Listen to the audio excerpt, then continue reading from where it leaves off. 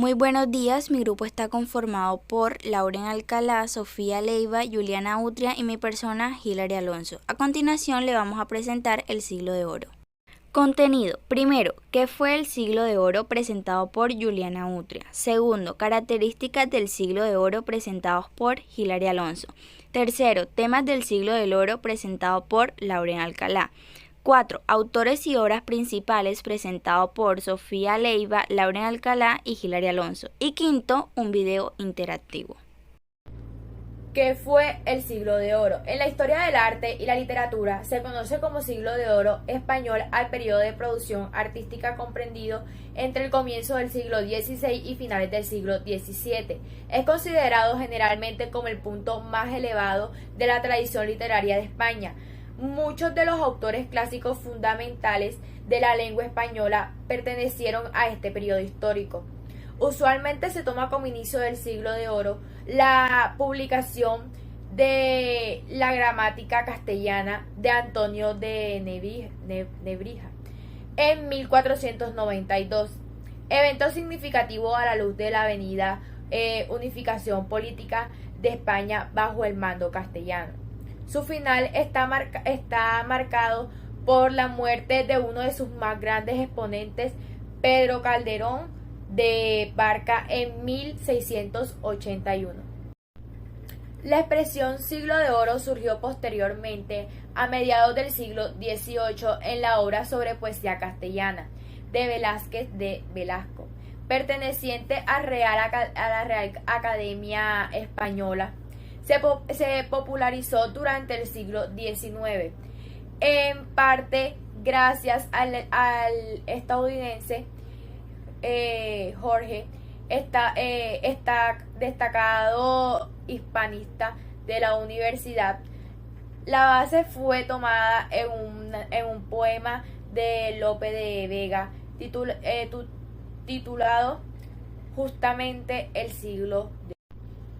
Tradicionalmente, el siglo de oro se clasifica en dos periodos estéticos. El primero, renacentista, que giró en torno al concilio de Trento, y segundo, el barroco, que lo hizo en torno a la Cantareforma. Sin embargo, hay estudiosos que lo subdividen en cuatro etapas o movimientos de rasgos estéticos comunes. El primero, el Renacimiento en 1530 a 1580. El segundo, el Manierismo de 1570 a 1600. El tercero, el Barroco en 1600 a 1630. El siglo de oro español, a grandes rasgos, se caracterizó por lo siguiente. 1. Se trató del momento de florecimiento cultural y literario de España, en el que se compusieron algunas de sus mayores obras literarias de la historia, como El Quijote. 2. Se crearon estéticas y géneros literarios nuevos e influyentes en la historia literaria de Europa, como la picaresca, o los géneros literarios más cultivados fueron el teatro, la prosa y la poesía. 3. Fue un periodo de fervor patriótico y religioso con influencias menores del humanismo y el neoplatonismo, que, a diferencia de otras geografías europeas, no supuso un corte abrupto con la tradición medieval, sino más bien una reconciliación irónica. 3. El apogeo literario y cultural de España estuvo acompañado en una bonanza económica y una expansión territorial que le dieron a la nación una enorme influencia en Europa. 5. Junto a la literatura florecieron también las artes plásticas, la música y la arquitectura.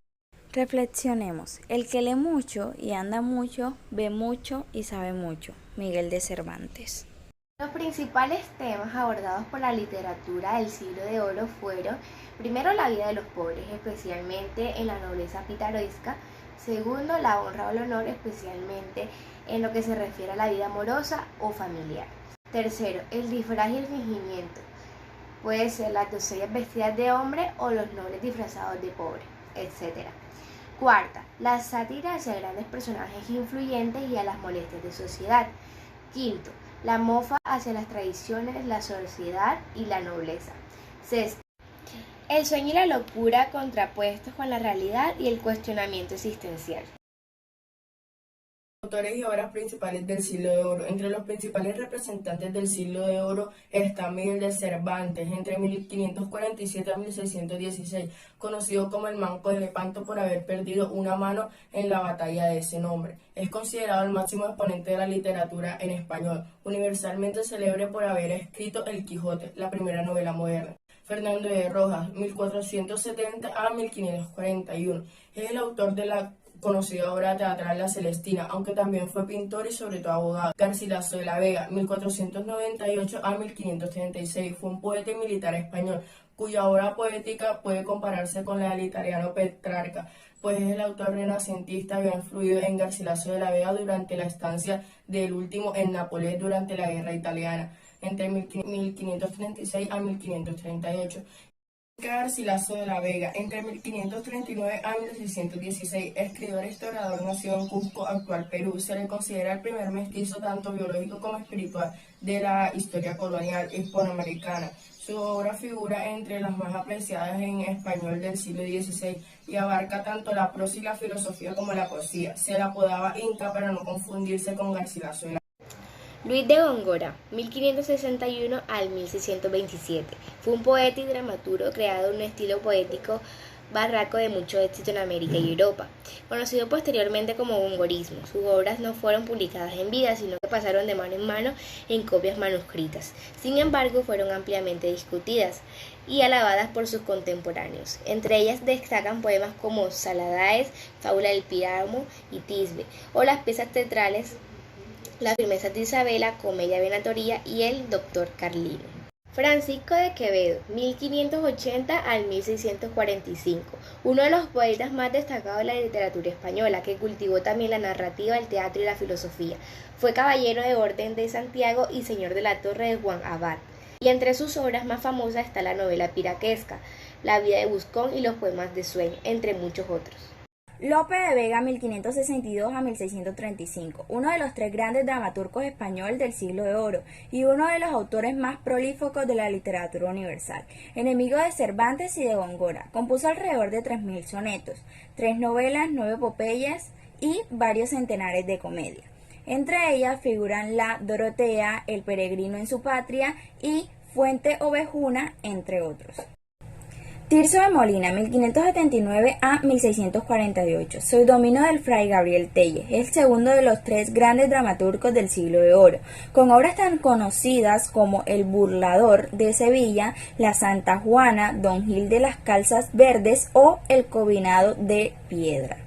Pedro Calderón de la Barca, 1600 a 1681, el tercero de los grandes dramaturgos del Siglo de Oro, cuya muerte pone fin al periodo. Compuso una obra inigualable que marcó tendencia en los tiempos posteriores y se le reconoce por obras centrales en la tradición hispana como La vida es un sueño, El alcalde de Zalamea o Los cabellos de Absalón, entre muchos otros. Un saludo enorme. Hoy les presentaré un video relacionado al Siglo de Oro español que, como su nombre lo sugiere, significó una etapa de suma importancia tanto para la literatura española como universal.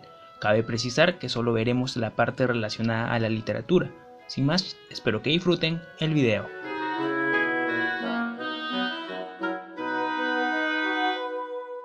El Siglo de Oro fue un periodo de desarrollo cultural en España, no solo en las artes y en la literatura. En este periodo también florecieron de forma impresionante las ciencias, la filosofía e incluso la fuerza militar. Tuvo dos etapas. La primera fue el Renacimiento, el cual se desarrolló en el siglo XVI, y la segunda fue el Barroco, que se desarrolló en el siglo XVII. Durante toda esta fase será fundamental el papel de la dinastía de los Austrias, o también conocidos como Habsburgos, cuya influencia y dominio político permitirán la prosperidad de España. Por otro lado, los eventos que dan inicio a este siglo serán dos: la publicación de la Gramática Castellana de Antonio de Nebrica, que fue la primera obra que se dedicaba al estudio de la lengua castellana y sus reglas, y la llegada de Cristóbal Colón a América. En cuanto a los eventos que le ponen fin, también serán dos: la firma del Tratado de los Pirineos, que pone fin a la guerra entre España y Francia, y la muerte de Calderón de la Barca.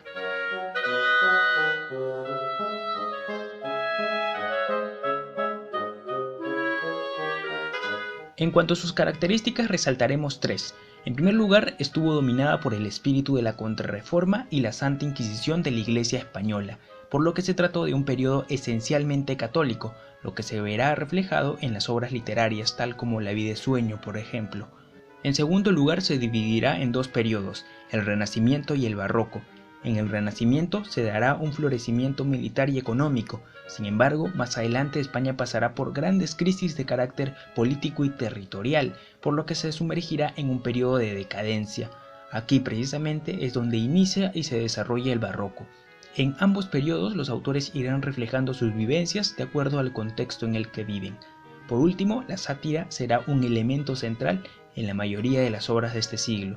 En ese sentido, la comedia será el género que más resaltará, y por otro lado se desarrollará la novela picaresca, que estará protagonizada por pícaros, es decir, jóvenes pobres y astutos que sobrevivían aprovechándose de los demás y de su ingenio, tal como lo vemos en El Lazarillo de Tormes, por ejemplo.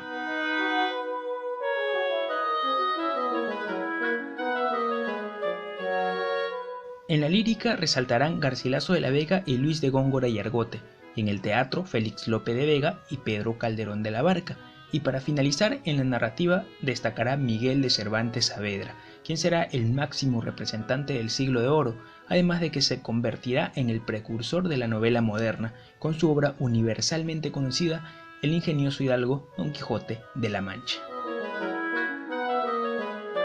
Espero que el video haya sido de su agrado y si es así pueden darle un me gusta, compartirlo o suscribirse a mi canal.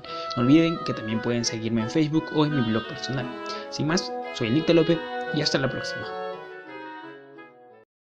Quien tiene de qué quejarse, qué mal hace si se queja, porque el delito del llanto quita el mérito a la pena. Pedro Calderón de la Barca.